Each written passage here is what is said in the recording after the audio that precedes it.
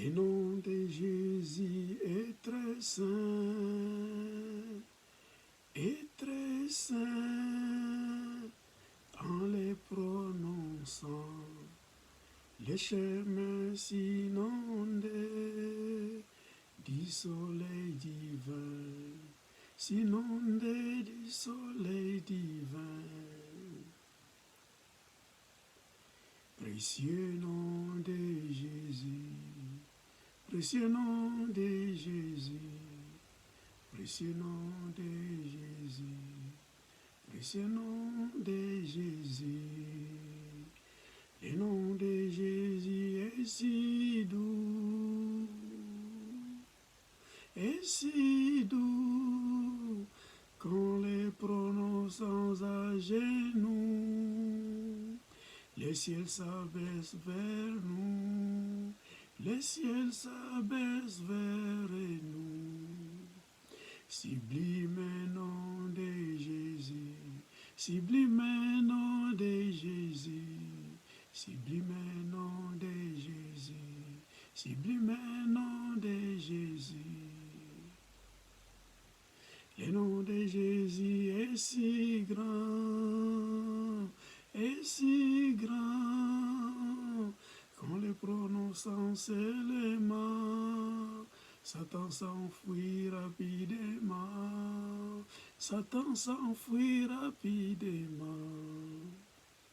Précieux nom de Jésus, précieux nom de Jésus, précieux nom de Jésus, précieux nom de Jésus. Le nom de Jésus est si bon, est si bon, qu'en le prononçant, Dieu répond. Pour nous accorder le pardon, pour nous accorder le pardon. Éternel nom de Jésus, éternel nom de Jésus, éternel nom de Jésus, éternel nom de Jésus. Le nom de Jésus est si pur, qu'en les prononçant on est sûr d'avoir un ciel toujours d'azur, d'avoir un ciel toujours d'azur. Céleste nom de Jésus, céleste nom de Jésus, céleste nom de Jésus, céleste nom de Jésus. Le nom de Jésus est si beau, qu'en les prononçant, les tombeaux s'éclairent de lueurs d'en haut, s'éclairent de lueurs d'en haut. Immortel nom de Jésus, immortel nom de Jésus, immortel nom de Jésus, immortel nom de Jésus, immortel nom de Jésus.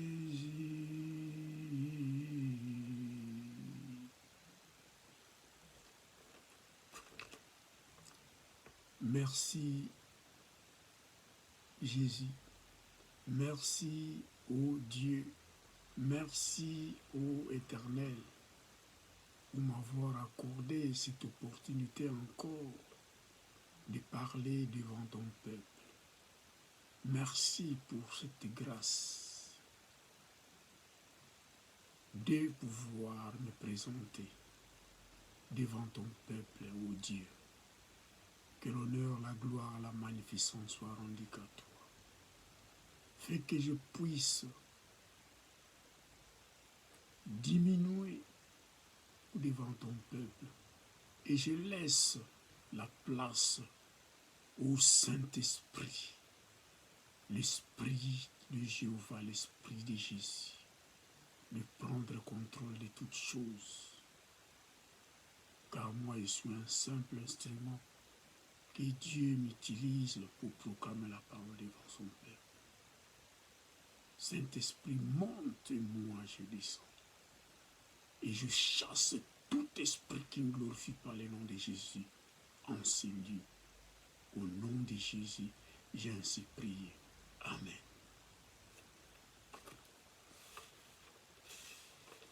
Bien-aimés dans le Seigneur, aujourd'hui encore, par la grâce de Dieu, je vais vous parler d'un thème particulier qui m'a profondément touché, qui a touché mon cœur. Et le thème s'intitule « Nous devons donner notre vie pour les frères ». Nous devons donner notre vie pour les frères, pour nos frères. Alléluia.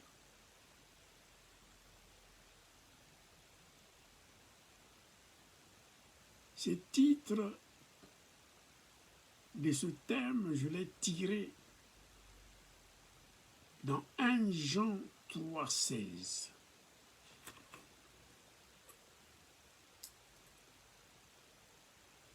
Que si je lis la parole de Dieu, je lis la parole de Dieu, 1 Jean 3,16, qui nous dit « Nous avons connu l'amour en ce qu'il a donné sa vie pour nous. » Qu'il a donné sa vie pour nous, c'est Jésus. Nous aussi, nous devons donner notre vie pour les frères. Je vais lire également le verset « S'aimer »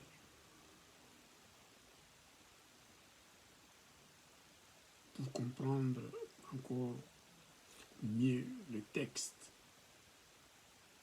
Je lis au nom de Jésus encore. « Voici comment nous savons que c'est que d'aimer. Jésus-Christ a donné sa vie pour nous. Nous devons, nous aussi, donner notre vie pour nos frères. » Bien-aimés, donner notre vie pour nos frères. Car Jésus-Christ lui-même a donné sa vie pour nous. Dans le livre de Jean 3,16, la Bible nous dit « Dieu a tant aimé le monde qu'il a donné son unique Fils, et celui qui croit en lui ne périra point et aura la vie éternelle. » L'amour,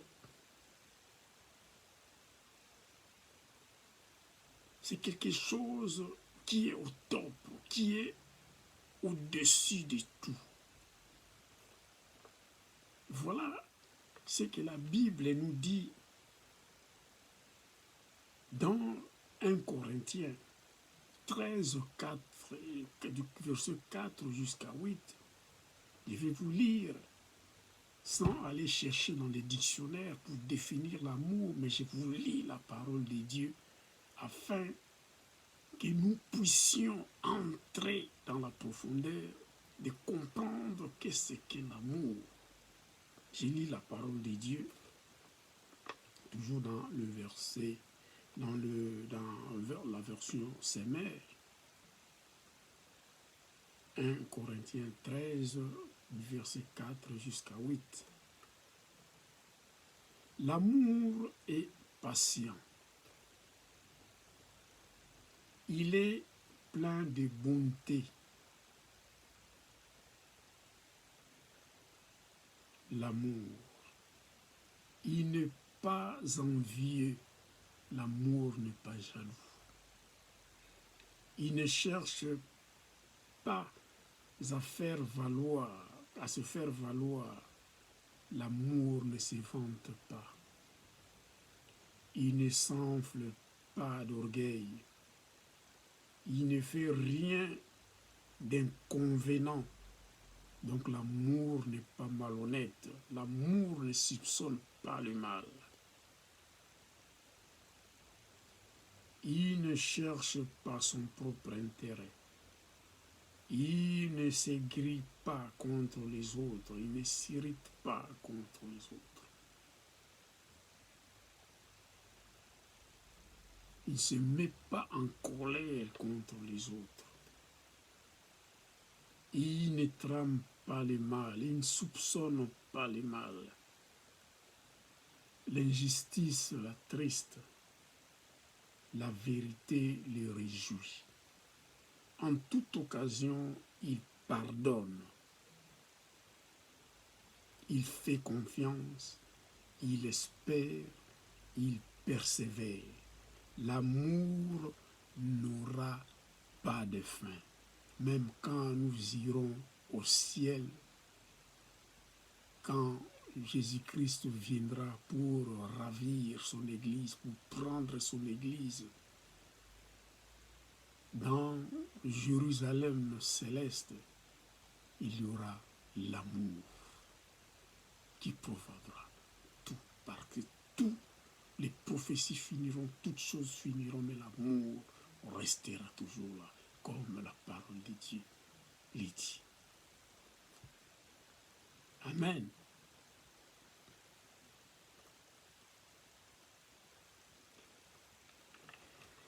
Pour commencer, pour parler un peu de donner sa vie pour nos frères, j'ai tiré dans les textes de l'Ancien Testament,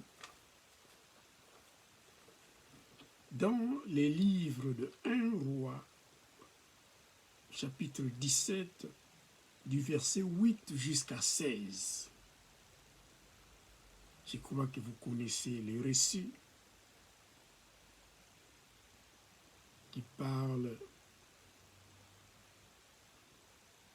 du prophète Élie quand il avait fui devant le roi Akab. Et Dieu l'avait parlé de se rendre à Sarepta, qu'il aura une veuve qui prendra soin de lui.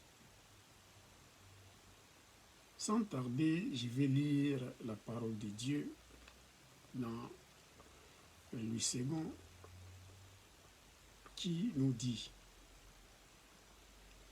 alors la parole de l'Éternel lui fut adressée en ces mots: lève-toi, va à Sarepta, qui appartient à Sidon, et demeure là. Voici, j'y ai ordonné à une femme veuve de te nourrir. Il se leva et il alla à Sarepta. Comme il arrivait à l'entrée de la ville, voici, il y avait là une femme veuve qui ramassait du bois. Il l'appela et dit: va me chercher. Je t'ai pris un peu d'eau dans un vase afin que je boive. Et elle alla en chercher. Il l'appela de nouveau et dit: apporte-moi, je t'ai pris un morceau de pain dans ta main. Et elle répondit: l'Éternel, ton Dieu est vivant. Je n'ai rien de cuit. Je n'ai qu'une poignée de farine dans un pot et un peu d'huile dans une cruche. Et voici, je ramasse 2 morceaux de bois, puis je rentrerai et je préparerai cela pour moi et pour mon fils. Nous mangerons, après quoi nous mourrons. Élie lui dit: ne crains point, rentre, fais comme tu as dit, seulement prépare-moi d'abord avec cela un petit gâteau, et tu me l'apporteras. Tu en feras ensuite pour toi et pour ton fils. Car ainsi parle l'Éternel, le Dieu d'Israël. La farine qui est dans les pots ne manquera point, et l'huile qui est dans la cruche ne diminuera point, jusqu'au jour où l'Éternel fera tomber de la pluie sur la face du sol. Elle alla et elle fit selon la parole d'Élie. Et pendant longtemps, elle eut de quoi manger, elle et sa famille, aussi bien qu'Élie. La farine qui était dans le pot ne manqua point, et l'huile qui était dans la cruche ne diminua point, selon la parole que l'Éternel avait prononcée par Élie. Amen.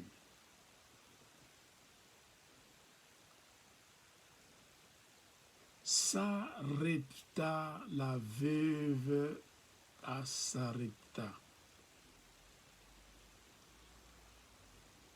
La Bible nous dit que Dieu avait dit à Élie de se lever et d'aller à Sarepta, qui appartient à Sidon, et d'y demeurer, car il avait ordonné à une veuve de les nourrir. Pourquoi Sarepta? Jésus nous dit dans sa parole, dans le livre de Luc, dans l'évangile de Luc, chapitre 4, verset 24 jusqu'à 26, il nous dit simplement, je peux lire la parole de Dieu rapidement, mais il ajouta-t-il, je vous l'ai dit en vérité, aucun prophète ne bien reçu dans sa patrie, parce qu'il était dans des synagogues, il parlait de la parole de Dieu, il était dans son territoire, là où il vivait, là où il avait grandi, là où il avait son père Joseph et Marie. Mais lui, il dit ici, aucun prophète n'est bien reçu dans sa patrie. Parce qu'ici, il avait lu la parole de Dieu, il avait dit, les Écritures que j'ai lues, c'est accompli. Alors tout le monde était agité, n'ont pas voulu croire à cette parole, que les Écritures étaient accomplies. Donc ils ont commencé déjà à tramer quelque chose pour le faire mourir. C'était déjà commencé dès ce moment-là. Alors il dit dans le verset 25, je vous l'ai dit en vérité, il y avait plusieurs veuves en Israël le temps d'Élie, lorsque le ciel fut fermé 3 ans et 6 mois, et qu'il y eut une grande famine sur toute la terre. Et cependant, Élie ne fut envoyé vers aucune d'elles, pas vers le veuve d'Israël, pas vers le veuve de sa contrée, de la Galilée. Mais Dieu l'avait envoyé vers une veuve à Sarepta, car les prophètes ne point bien accepté dans son territoire. C'était une parenthèse que j'avais ouverte, mais je continue dans le récit de 1 Roi 17, verset 8 jusqu'à 16. Je continue de lire la parole de Dieu. Dieu avait ordonné à la femme de les nourrir, mais il était également hébergé dans la maison de la femme.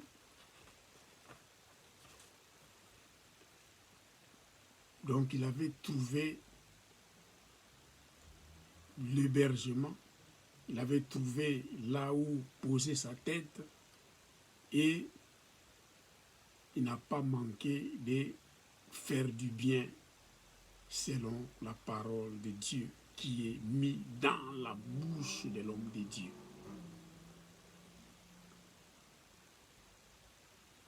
Comme il arrivait à l'entrée de la ville, voici, il y avait là une femme veuve qui ramassait du bois. Il a vu une femme et le Saint-Esprit était avec lui. Il avait dit, j'essaye. Il a essayé une fois de dire à la femme, il appela et dit, va me chercher, je t'ai pris un peu d'eau dans un vase afin que je boive. Va me chercher, je t'en prie. Un homme de Dieu doit avoir la parole de courtoisie. Un homme de Dieu a l'amour vers son prochain. Bien que la femme était veuve, bien que la femme était pauvre, mais l'homme de Dieu, en parlant avec la femme, l'a dit, je t'en prie. Nous devons apprendre la parole de courtoisie envers nos prochains, sans tenir compte de l'aspect physique de la personne, ou bien de sa situation financière ou économique. Il faut toujours avoir une parole de courtoisie, respecter le prochain, car nous ne savons pas d'où provient la bénédiction de Dieu pour notre vie, pour nos familles, pour nos ministères.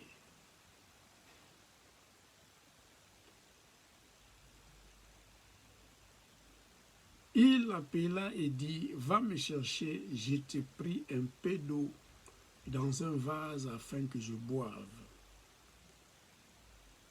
Et elle alla en chercher. Il l'appela de nouveau et dit, apporte-moi, je t'ai pris un morceau de pain dans ta main. Et elle répondit, l'Éternel, ton Dieu est vivant. Je n'ai rien de cuit. Je n'ai qu'une poignée de farine dans un pot, et un peu d'huile dans une cruche. Et voici, je ramasse 2 morceaux de bois. Puis je rentrerai et je préparerai cela pour moi et pour mon fils. Nous mangerons, après quoi nous mourrons.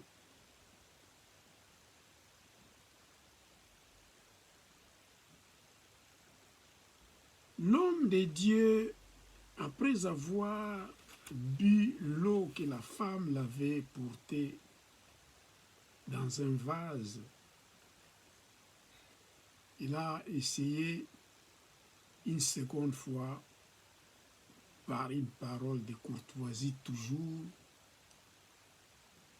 de demander à la femme de l'amener un morceau de pain dans sa main, que la femme fera dans sa main, avec ses mains, et de l'amener à l'homme de Dieu. Mais seulement la femme dit, ton Dieu est vivant. Ton Dieu est vivant. Cela veut dire que ton Dieu connaît ma situation.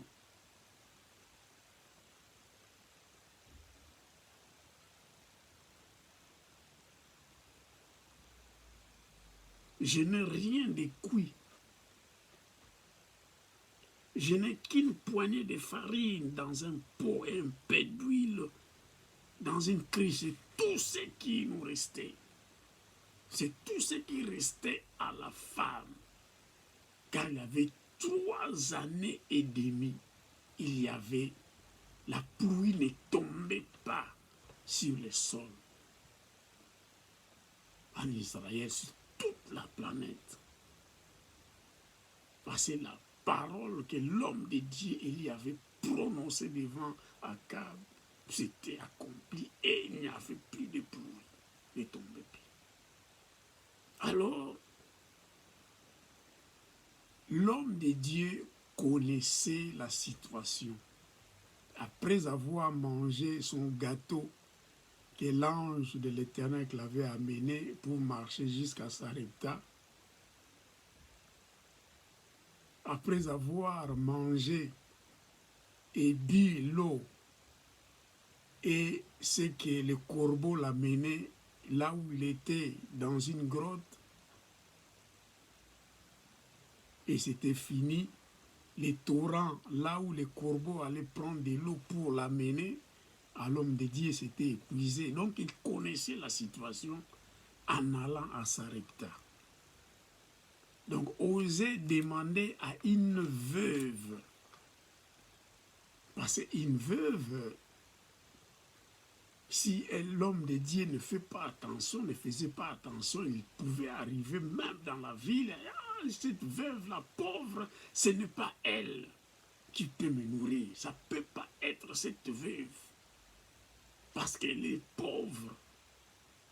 Mais comment cette veuve peut me nourrir? Mais l'homme de Dieu, avec la foi qu'il avait, avec donc il croyait à ce que l'Éternel avait dit, qu'il y aura une femme qui va te nourrir. Et le Saint-Esprit l'avait parlé, de parler avec ça, avait touché de parler avec cette femme, pas une autre femme.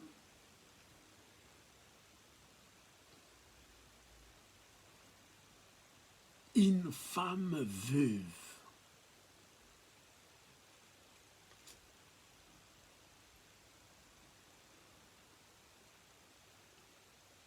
Je préparerai cela pour moi et pour mon fils. Nous mangerons, après quoi nous mourrons. Cette femme, elle dit à l'homme de Dieu, donc ce que je ramasse, ce que je vais aller préparer là, c'est peu de farine qui est resté dans ma maison là.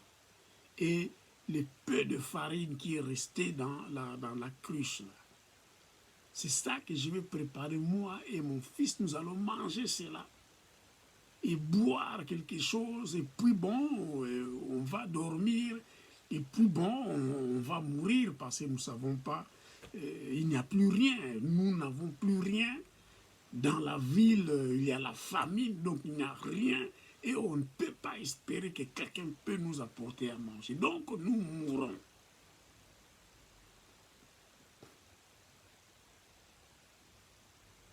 Humainement parlant, la femme avait raison de dire ces paroles.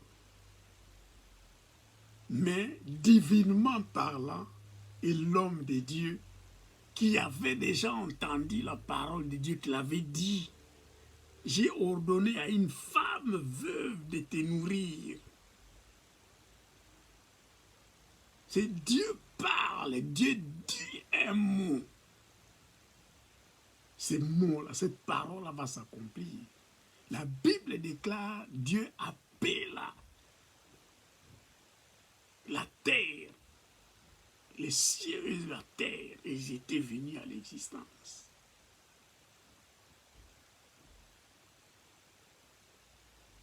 La lune et les étoiles qui président la nuit, les soleils qui président les jours, Dieu les appela, ils étaient venus à l'existence. Les animaux que nous voyons, les poissons, les oiseaux, les plantes, et l'eau, les océans, la mer, tout Dieu avait appelé cela par sa parole. Et ils étaient venus à l'existence, même nous les hommes. Donc, comme Dieu l'avait dit, lève-toi, va à Sarepta qui appartient à Sidon et demeure là, reste là, habite là. Cela veut dire que là, j'ai tout organisé, j'ai tout programmé. Il y a cette veuve-là qui va te nourrir. Mais l'homme de Dieu n'avait pas de doute sur la parole de Dieu, la foi en la parole de Dieu. Il dit, Élie lui dit, ne crains point, ne crains point la parole de Dieu. Rentre, fais comme tu as dit. Rentre, fais comme tu as dit. La femme avait dit qu'elle va préparer donc le gâteau, donc le elle va manger elle et son fils. Après quoi, il faut mourir. Mais l'homme de Dieu dit, va, fais comme tu as dit. Seulement, mais seulement, prépare-moi d'abord avec cela un petit gâteau. Prépare-moi d'abord avec cela un petit gâteau. D'abord pour moi. Et tu me l'apporteras.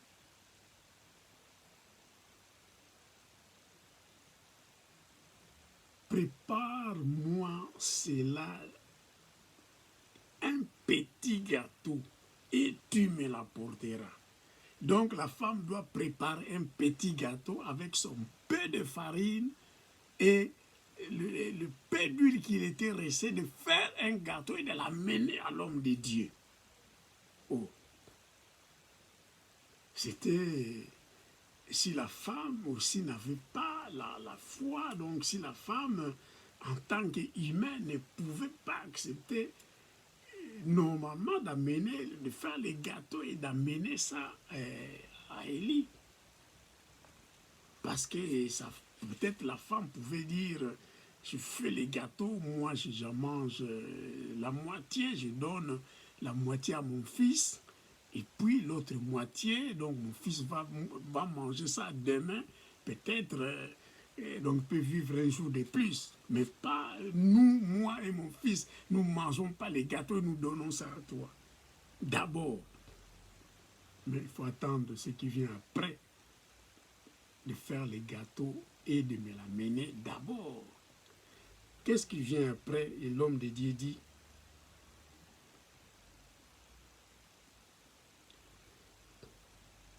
tu en feras ensuite pour toi et pour ton fils. Oh, comment j'en ferai ensuite pour moi et pour mon fils si je t'ai déjà donné un gâteau, je te donnerai un gâteau que j'ai fait avec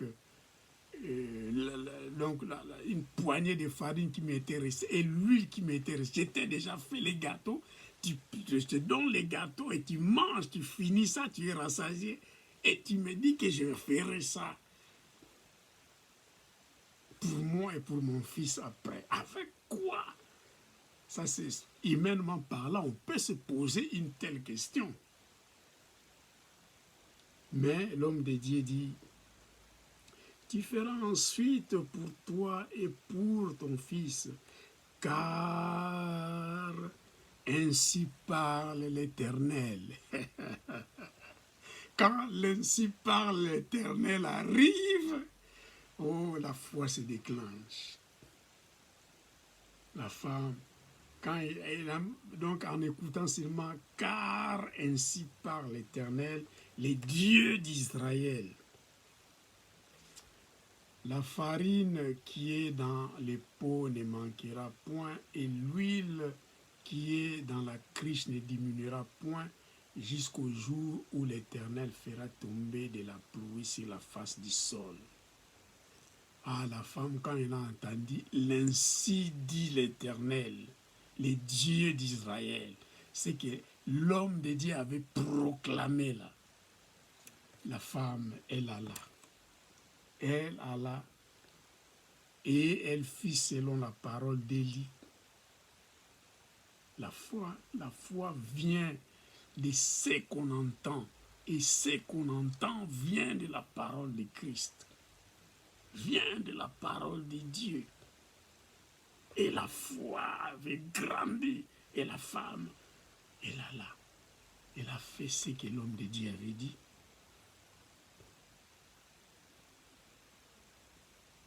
Selon la parole d'Élie. Et pendant longtemps, elle eut de quoi manger, elle et sa famille aussi bien qu'Élie. La farine qui était dans les pots ne manqua point, et l'huile qui était dans la cruche ne diminua point, selon la parole que l'Éternel avait prononcée par Élie.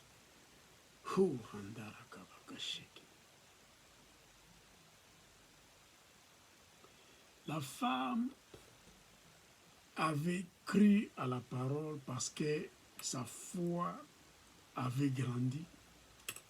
Elle n'a point regardé les peu de farine qui étaient restés dans le pot qu'elle avait à la maison et un peu d'huile qui était dans sa cruche. Elle a fait les gâteaux pour l'homme de Dieu. L'homme de Dieu, c'est l'ambassadeur de Dieu. Le Dieu omnipotent, le Dieu tout-puissant. Dieu El Shaddai. Jéhovah Sabaoth, l'Éternel des armées. Les dieux qui opèrent des miracles. Les dieux qui fait tout afin que nous vivions. Ton Dieu vivant. La femme avait dit, elle répondit, l'Éternel, ton Dieu est vivant. Notre Dieu est vivant.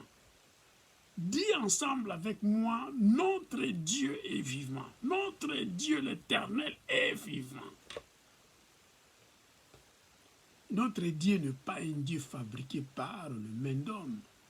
Notre Dieu n'est pas un Dieu de bois, un Dieu de pierre, ou bien un Dieu du soleil, de la montagne, ou bien quelque chose comme ça. Notre Dieu, c'est un Dieu vivant.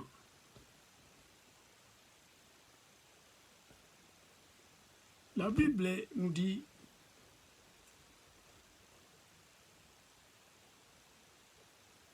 quand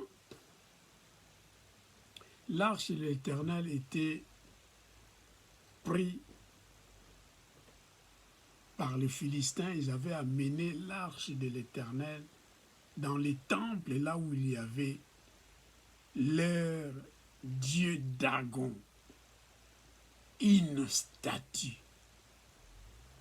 La Bible déclare que donc on laissait l'arche de l'Éternel là, et le gardien, tous les hommes partaient, sortaient. À leur retour, ils trouvaient que leur Dieu est tombé, la face par terre. Oh, ils venaient, ils soulevaient encore la tête de leur statue, donc ils remettaient sa pied. Mais quand ils sortaient, ils revenaient, leur statue tombait toujours. Devant notre Dieu vivant, aucun autre Dieu fait de main d'homme peut résister devant la face de l'Éternel, notre Dieu. Voilà pourquoi ton Dieu est vivant. Ton Dieu est vivant. Notre Dieu est vivant. Aucun autre Dieu ne peut résister devant Dieu. Voilà pourquoi nous, les hommes de Dieu, nous, les ambassadeurs de Christ, quand nous proclamons quelque chose avec foi, vous aussi croyez avec foi. Et vous verrez ce que Dieu fera dans vos vies. Quel miracle ça peut déclencher. Avoir foi en la parole de l'homme de Dieu. L'ainsi dit l'Éternel, proclamé par l'homme de Dieu, inspiré par l'Esprit Saint, par le Saint-Esprit.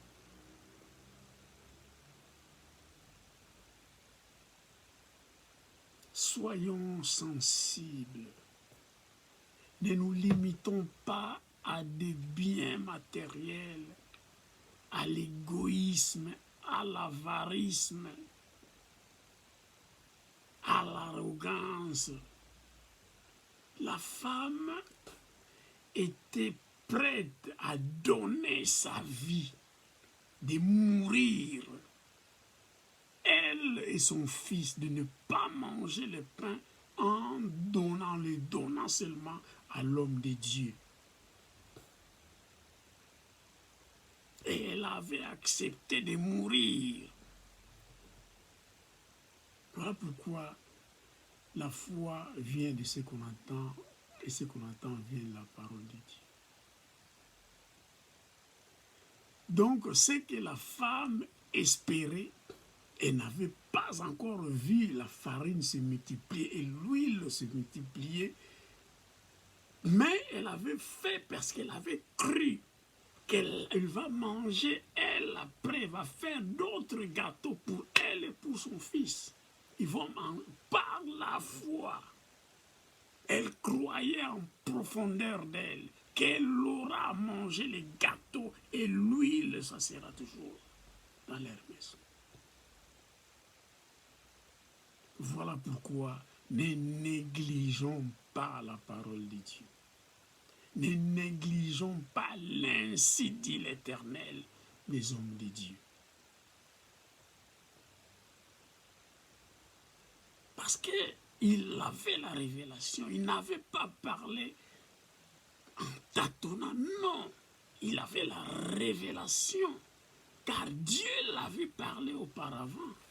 Dieu l'avait dit dans le verset 8. L'Éternel lui fut adressé en ces mots, lève-toi et va à Sarepta, avec une telle précision qui appartient à Sidon. Il avait même défini les territoires, pas en Israël, mais à Sidon. Et demeure là, reste là, habite là. Voici, j'ai ordonné une femme veuve de te nourrir.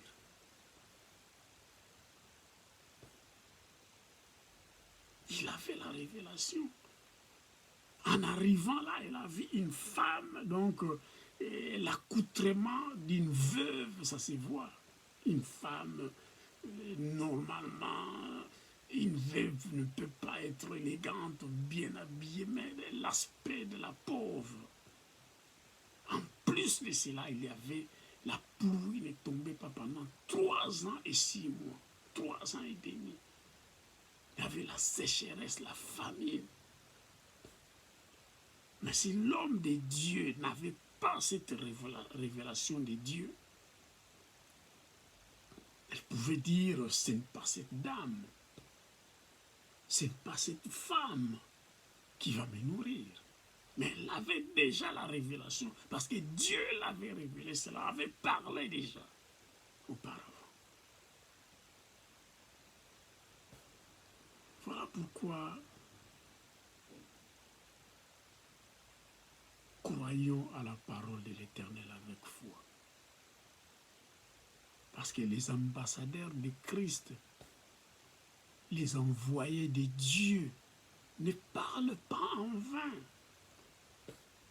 Parlent de la part de Dieu, la parole de Dieu, ainsi parle l'Éternel. Ayons foi à la parole de Dieu. Et cette femme, et Élie, dans sa maison, la Bible déclare, elle alla et elle fit selon la parole d'Élie. Et pendant longtemps, elle eut de quoi manger, elle et sa famille, aussi bien qu'Élie, dans cette maison-là, jusqu'à ce que la pluie était tombée. Jusqu'à ce que la pluie avait commencé de tomber. Il manquait rien à manger dans leur maison. Il y avait le pain, il y avait des gâteaux, il y avait, qu'est-ce que je peux appeler encore, donc bien fait, donc on peut faire divers types de pain, des gâteaux, donc elle pouvait tout faire, donc il ne manquait rien à manger parce que l'arche de l'Éternel était dans la maison de cette dame-là, cette veuve. La présence de Dieu était là parce que l'homme de Dieu était là.